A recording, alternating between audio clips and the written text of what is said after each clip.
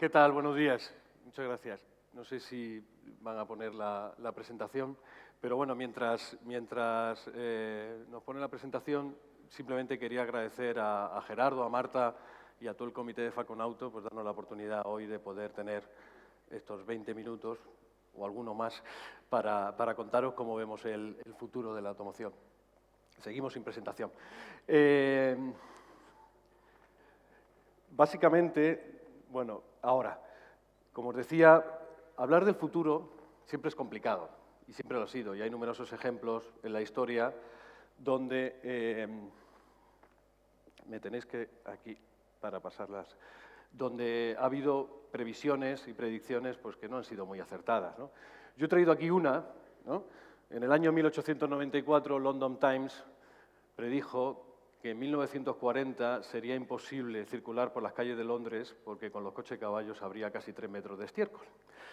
Y esto nos lleva a un poco a una reflexión en el momento en el que estamos. Estamos en un momento de una gran disrupción, de una gran transformación de la industria que va a cambiar todo lo que ha sido en los últimos 100 años, ¿no? Desde luego esto nos da dos lecciones aprendidas.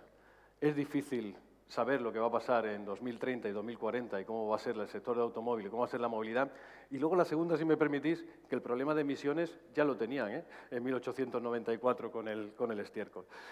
Pero realmente no estamos hablando de futuro, estamos hablando de presente. Cuando hablamos de coche conectado, cuando hablamos de coche eléctrico, cuando hablamos de coche compartido y cuando hablamos de coche autónomo, estamos hablando de coche semiautónomo, son cosas reales hoy.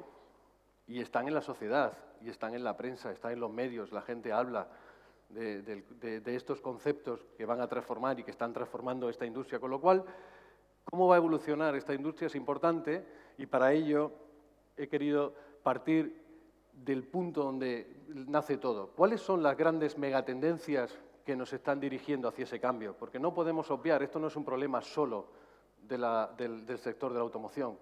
Estas megatendencias están aplicando prácticamente a todos los cambios que estamos viendo en este siglo XXI. La urbanización y el crecimiento de la población, muy importante. Hay un movimiento clarísimo hacia las megaurbes, ¿no? Más del 60% de la población vivirá en 2030 en grandes megaciudades.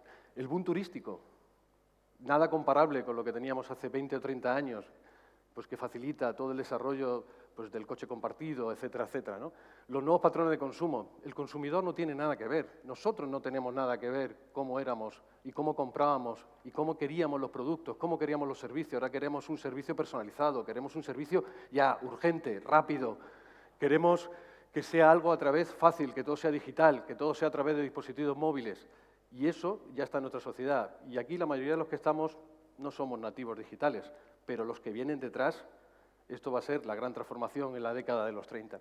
Desde el punto de vista de regulación y emisiones, pues afortunadamente todos tenemos una conciencia que va hacia cubrir y poder vivir en este planeta dentro de muchos años, pero es verdad que a esta industria, a este sector, se le está exigiendo mucho. Todas las regulaciones con el entorno de emisiones al final se traducen en grandes inversiones que muchas veces no se están trasladando al consumidor final en formato de precio y que tensionan el desarrollo de la industria. Y por último, la digitalización y la conectividad, que ya lo tenemos prácticamente en todas las actividades que hacemos de nuestra vida, ¿no? Por lo tanto, hablemos de algunos datos, ¿no? De algunas previsiones. Hablamos de coche conectado, hablamos de coche eléctrico, hablamos de coche compartido y hablamos de coche autónomo. El coche conectado, hoy ya tenemos coches conectados, pero es verdad que la gran transformación va a ser el despliegue de las redes 5G, son las que van a permitir realmente reducir la latencia entre las señales y la capacidad de computación. Y esperamos, más o menos, las previsiones hablan de tener 16 millones de coches conectados en 2030 bajo red de 5G. Si esto lo comparamos con el parque global, parecen cifras ridículas, ¿no? Esto es un dato importante. En el coche eléctrico, también tenemos ya coches eléctricos. Es verdad que con muchísimos retos actuales, como son las infraestructuras, como es el propio coste, como es la autonomía, que se irán desarrollando. El automóvil históricamente ha sido capaz de afrontar todos esos retos y siempre lo ha conseguido con éxito. Pero seguro que nos viene un periodo de convivencia entre los coches eléctricos y los coches de combustión interna y un periodo de transición que es muy importante tener en cuenta. Prohibiciones como las que sacó ayer el gobierno británico, ¿no?, donde a partir de 2035 prohíben la venta de motores de combustión interna, pues son muy bien y probablemente para ciertos grupos les parezca muy bien, pero hay que ver cómo evoluciona toda esta tecnología y sobre todo a qué coste para el usuario final, porque los que no pueden ser los paganos, si me permiten, de toda esta fiesta, debe ser el consumidor final. El car sharing, pues también lo estamos viendo más que desarrollos completos, pruebas de concepto, pruebas piloto, en Madrid, en Barcelona, en todas las grandes ciudades, con muchas iniciativas. Probablemente venga un periodo donde muchas de estas iniciativas se consoliden, ¿no? Al final ahora tenemos la micromovilidad, tenemos car sharing, tenemos carpooling, todo esto tendrá que evolucionar, pero es cierto que las previsiones hablan de que el entorno de un 25 o un 30% de los kilómetros recorridos en 2030, ya sea en coche compartido privado o en coche compartido público, se harán bajo esta movilidad. Y por último, el coche autónomo. Este quizá es el que tenemos a más futuro, ¿no? Los niveles 4 o 5 de autonomía todavía están lejanos. Es probable que veamos algún nivel 4 en entornos controlados a baja velocidad pronto, pero ver un coche completamente autónomo, que eso significa sin volante y sin pedales, todavía nos queda tiempo para verlo. Y sobre todo lo que hace reflexionar es cómo van a convivir esos coches autónomos con coches no autónomos. Está fenomenal pensar en un mundo ideal donde todos los coches sean autónomos y se conecten machine to machine entre ellos, etcétera, etcétera. Pero tenemos, repito, un parque, ayer ponían las cifras, de 25 o 26 millones de coches en España. Pasarán muchos años a que tengamos todo el parque completamente autónomo. Muchos, muchos años. ¿Y cuáles son las implicaciones de todo esto? Yo he querido aquí resaltar algunas de ellas. La más importante, con todos estos efectos, es que probablemente en Europa, es una zona de la Tierra bastante madura, donde la tasa de penetración de vehículos por cada 1000 habitantes es muy alta, el parque de automóviles descienda a partir de 2025. Y no quiere decir que se fabriquen menos coches. El sector automóvil seguirá fabricando coches, probablemente a ritmos menores de lo que lo ha hecho en el pasado, donde estábamos hablando de 5 o 6% anuales y ahora estaremos hablando de 2 o 3% anual. Pero en mercados tan maduros como el europeo, a diferencia del chino, probablemente a partir de 2025 el número de coches que estén circulando se reduzca por todas estas iniciativas, fundamentalmente la de car sharing, ¿no? Durante el mismo tiempo hay una parte muy importante, que luego entraremos un pelín más en detalle, es el coste del vehículo. Claro, esto del coche autónomo, del coche eléctrico, no es gratis ni barato. El coste del vehículo se prevé que con desarrollo de toda esta funcionalidad se incremente entre un 20 y un 42%. Imaginaros que vosotros tenéis que vender ahora un producto que no consiguiéramos reducir ese incremento de coste y que hay que venderlo entre un 20 y un 42%. Complejo, ¿verdad? También, por otro lado, todo lo que es los desarrollos de los servicios de movilidad, ¿no? La famosa movilidad como servicio, el MaaS, ¿no? Es verdad que todas las previsiones hablan de trillones de dólares, ¿no?, del negocio que se puede desarrollar a nivel global con los servicios de movilidad, pero eso todavía está por ver y ver cómo se desarrolla, ¿no? Y por último, muy importante, en el concepto de toda la industria, el cambio en las fuentes de valor, de dónde provienen tradicionalmente frente a dónde van a provenir. Y eso también vamos a introducir. Se prevé que en el año 2030 las fuentes de valores tradicionales, como son la venta de vehículos, las piezas y la postventa, suponían el 75% de los beneficios de la industria. En 2030 se reducirá a un 55%. Y sin embargo aparecerán nuevos players, que ya están empezando a aparecer, que pasarán a generar y a capturar el 25% del beneficio. Es decir, cambios muy disruptivos en la visión completa de la industria. Desde el punto de vista del coste del vehículo, las estimaciones con las que nosotros estamos trabajando, un coche conectado incrementa el coste de vehículo entre un 2 y un 3%, el coche eléctrico entre un 12,16%, el coche autónomo entre un 12,22% y el coche compartido entre un 2 y un 3%. Evidentemente, todavía hay numerosos retos que superar, ¿no? Si hablamos del coche conectado, básicamente lo que está pasando es que se está comoditizando muy rápido. Lo que antes podía ser un servicio premium, ahora ya se ha comoditizado y es algo básico. El usuario espera esa conexión, con lo cual capturar ingresos o negocio de ese servicio va a ser muy complicado para la industria y además será un sistema de comisiones, con lo cual no tendrá mucho impacto en las cuentas de resultados y en el balance de las compañías, ¿no?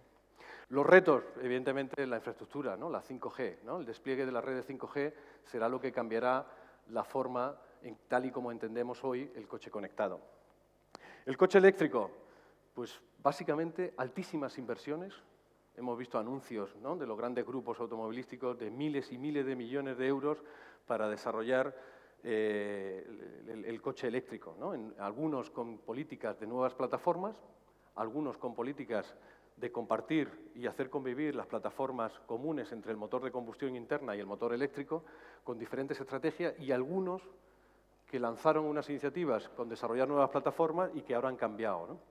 Lo que hace ver es que esas inversiones tan relevantes de miles de millones, 20.000, 25.000, 30.000 millones, tienen que ser decisiones acertadas, porque equivocarse en eso puede ser muy grave, ¿no? Y probablemente todo lo que está ocurriendo en el sector, que estáis viendo, pues cómo grandes grupos al final pues acaban llegando a acuerdos y se fusionan a una tendencia que venía hace muchos años, se va a acelerar en los próximos años porque la capacidad de acometer esas inversiones y sobre todo obtener un retorno que la cuenta de resultados lo aguante, no es sencillo, ¿no? Desde el punto de vista del coche autónomo, bueno, como ya decía antes, es lo que más tiempo tiene todavía por desarrollar, pero tiene un incremento importante. Todos los sistemas de conducción autónoma, como podéis imaginar, tiene un coste muy relevante, ¿no? Y ahí los retos que todavía quedan pendientes, pues el famoso marco regulatorio, ¿no? Siempre seguro que en vuestras conversaciones habéis hablado de qué va a decidir el coche, a quién, contra quién, ¿no? En caso de un accidente inevitable, contra quién dirige el vehículo, ¿no? Es decir, hay mucho que decidir todavía de cómo se funciona sobre el coche autónomo. Y sobre todo, muy importante, lo decía antes, el periodo de convivencia. Pasarán decenas de años hasta que todo el parque de automóvil, por lo menos en Europa, en los países maduros, sea autónomo. ¿Cómo vamos a hacer la convivencia entre un vehículo autónomo y un vehículo no autónomo? Y por último, el coche compartido, que quizá es algo que lo tenemos en la realidad. Probablemente algunos de vosotros ya sois usuarios de este tipo de servicios. Aquí lo que vemos es, como decía antes, una consolidación de servicios y de plataformas. Todo el mundo está lanzando sus pruebas, todo el mundo está lanzando al mercado. La mayoría de ellas no son rentables, la utilización de los activos todavía no permite rentabilizarlo, pero evolucionará en el futuro. Profundizando en alguno de ellos, el tema del incremento de coste. Básicamente, si veis en la slide de la izquierda, sería cómo se estructuran los costes dividido entre lo que es el powertrain y otros componentes, un coche, un vehículo de hoy, de 2020, vehículo conectado pero no con 5G, y cómo va a evolucionar su coste a 2030. Básicamente con los tres variables o las tres grandes tendencias. El incremento, el cambio de un vehículo de combustión interna a un vehículo eléctrico supondrá, como decía antes, un incremento de coste importante. Los sistemas de conducción autónoma, los niveles 4 y 5, serán otra parte muy relevante, y los sistemas de conectividad, con lo cual estamos hablando de un máximo de un coche que hoy cuesta 100 euros, en 2030 costaría 142, entre 120 y 142. Esto lo que nos lleva es, primero, la industria, tanto los fabricantes como los proveedores, estoy seguro que cuando empiecen a fabricarse en volumen, etcétera, etcétera, serán capaces de absorber esas diferencias, pero algún remanente quedará en ese incremento de coste. ¿Y cómo son? Esta slide es un poco compleja con muchos números, trato de explicarla, ¿no? A la izquierda veis las fuentes de ingreso de la industria, desde lo que es la venta tradicional de vehículos, la venta de piezas tradicional, la financiación, el aftermarket. Como veis, está completo todos los jugadores que aparecen en la industria, ¿no? ¿Y cómo será en 2030? ¿No? En 2030 aparecen jugadores y fuentes de ingresos que antes no existían, como son todos los servicios desarrollados bajo la movilidad. Lo más importante, quizá a la derecha, es cómo se van a capturar esos beneficios. Básicamente, como decía antes, las fuentes tradicionales generan el 70% de esos beneficios, entre lo que es la venta de vehículos, la venta de piezas y la postventa. Ese 70% en 2030 no llegará al 55%. Con lo cual, al final, en el mundo de la distribución, tiene que prever que su estructura de cuenta de resultados tradicional va a cambiar de manera relevante. Y aparecen nuevas fuentes de beneficio, como puede ser la movilidad como servicio y que hay que ver la distribución, y luego volveremos a esa idea, cómo va a capturar el sector de la distribución parte de esos ingresos y parte de esos beneficios. Otro tema importante es, como veis, y esto es una tendencia que lleva desde hace bastantes años, desde el año 2000, el peso, el mix entre la venta a particulares y la venta de flotas, ya sean pymes o grandes flotas, ha ido evolucionando y cada vez tiene más peso, digamos, la venta a negocio. Con estas nuevas tendencias se acelerará. Aparecerán los grandes proveedores, los grandes dueños de las flotas que gestionarán la movilidad, lo cual hará un estrechamiento de márgenes. Tendrán más poder de negociación con los OEMs, tendrán más capacidad de negociación con las compañías de seguros, con las compañías de financiación, con lo cual los márgenes tradicionales que se derivan de la venta de vehículos, de la financiación y del seguro, también se verán afectados. Al final, y como resumen, tenemos varias ideas que resaltar, ¿no? Es un periodo donde se están realizando altísimas inversiones por la industria. Los retornos de esas inversiones no son a corto plazo.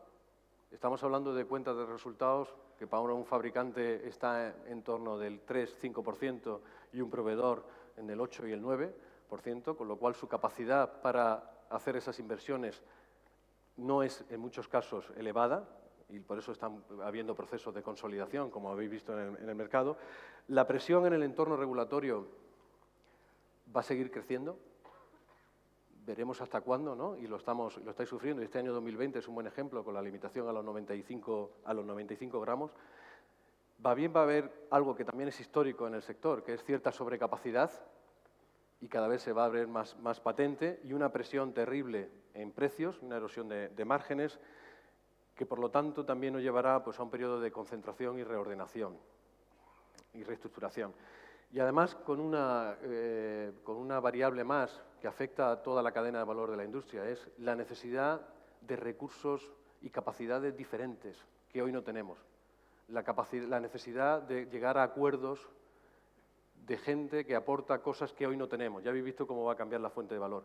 Y la distribución no tiene que ser menos en eso. Las marcas ya lo están haciendo y están llegando a acuerdos, están haciendo inversiones en compañías donde tradicionalmente hace 15 años no se nos hubiera ni ocurrido pensar que iban a destinar parte de sus recursos. La distribución como sector también tiene que hacerlo, porque la venta tradicional y la posventa ya habéis visto cómo va a evolucionar desde el punto de vista de ingresos y márgenes. Y todo esto, ¿cómo impacta la distribución? Nosotros entendemos el impacto de la distribución, lo definimos en cinco grandes palancas. La primera es el modelo de negocio. En la segunda, pues oye, centrados en el cliente, en el famoso user experience y el client experience, pero, si me permitís la palabra, pero de verdad, no como lo hemos hecho hasta ahora.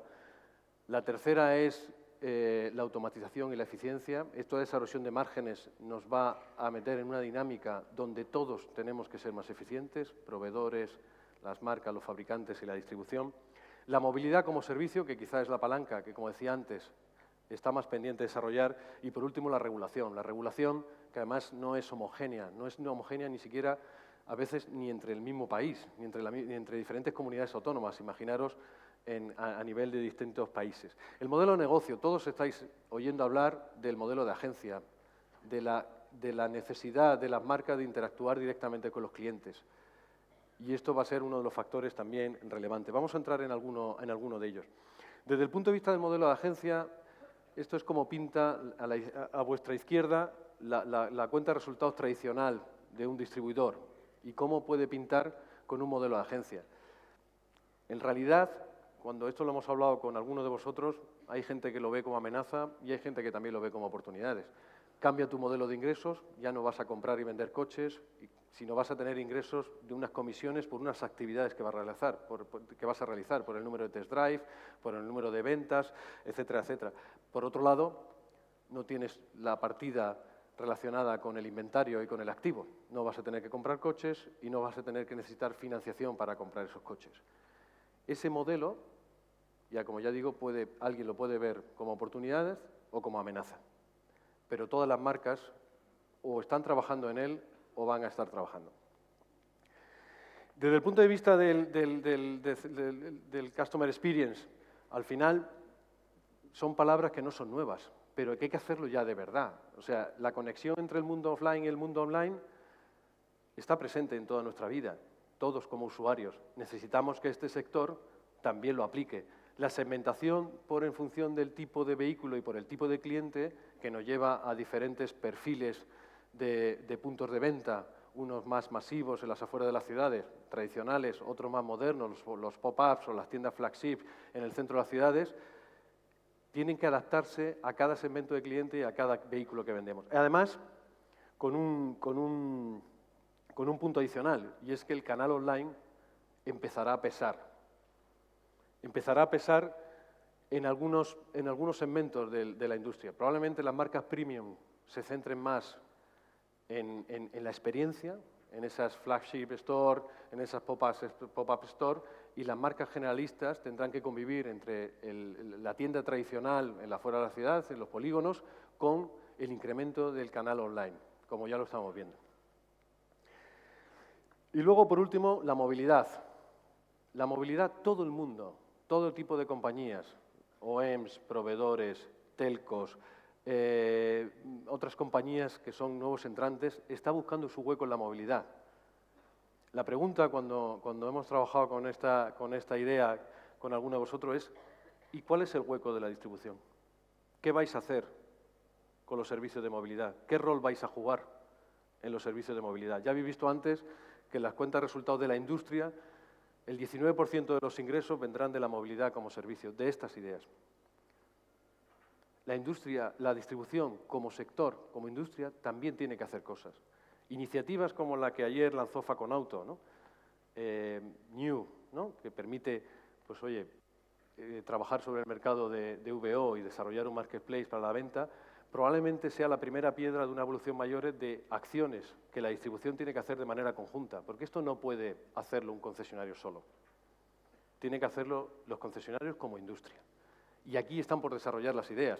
Aquí se hablan desde los servicios de movilidad, la gestión de flotas, el mantenimiento de la gestión de flotas, la gestión de los datos. No hemos hablado mucho de los datos. ¿Quién va a gestionar los datos? Gerardo creo que lo comentaba ayer. Las marcas quieren los datos, las telco quieren los datos, la distribución tiene los datos. ¿Quién va a gestionar los datos? Al final, todo esto, y esta slide, me vais a permitir que es un poco agresiva, es una slide conceptual, más que de números. Lo que viene a decir es, oye, si partimos de la rentabilidad tradicional de cualquier concesionario, que puede estar entre el 1,5 y el 2%, alguno dirá, oye, yo no llego al 1,5 y otro está por encima del 2, pero en media, todas estas acciones lo que van a provocar es erosión en el margen. El canal online provocará erosión en el margen.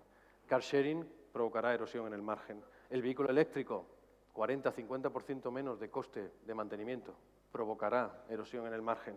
La conducción autónoma, si realmente creemos en la conducción autónoma en su concepto más relevante, habrá menos accidentes, habrá menos postventa, erosión al margen.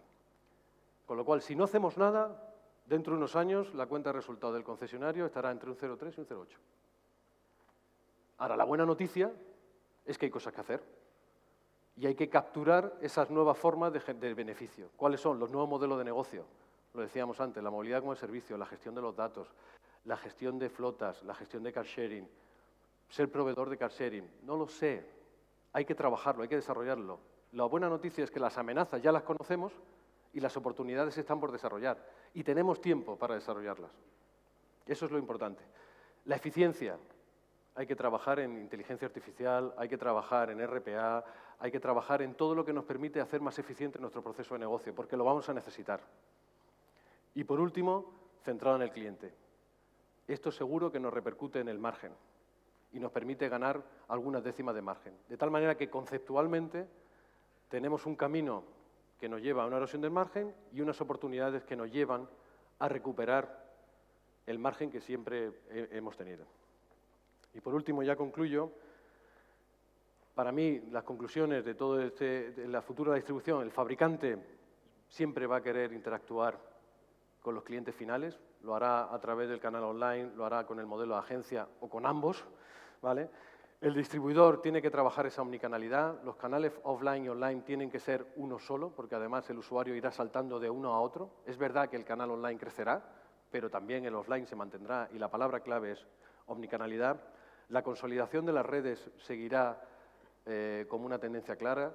En los últimos años se ha producido a nivel Europa, el número de concesionarios se ha reducido en un 18% aproximadamente.